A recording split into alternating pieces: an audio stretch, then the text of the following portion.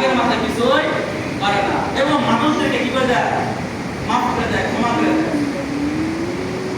আরেকটি হলো তাকওয়াবান হওয়া, যারা খোদা ভীরু আল্লাহ ওয়ালা এরা হবে জান্নাতি। শেষ সাথে ঘুরতে উঠে উঠে তাহাজ্জুদ নামাজ আদায় করে। আর যে গল্পটা বললাম ইসলামিক গল্প, হাদিসের মধ্যে এসেছে আব্দুল ইবনে আমরের যে গল্পটি, ওই দেখুন সাহাবী বাইতে 3 দিন দাওয়াত খাইলেন, দাওয়াত থাকলেন এবং তিনি 3 দিন পর্যন্ত তার সাথে চলাফেরা করলেন।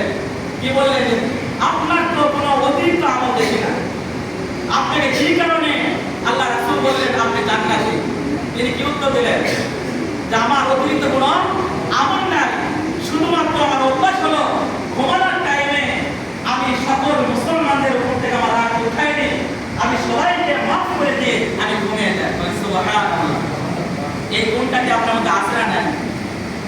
যদি না থাকে বেশ তো একটু চিন্তা করেন,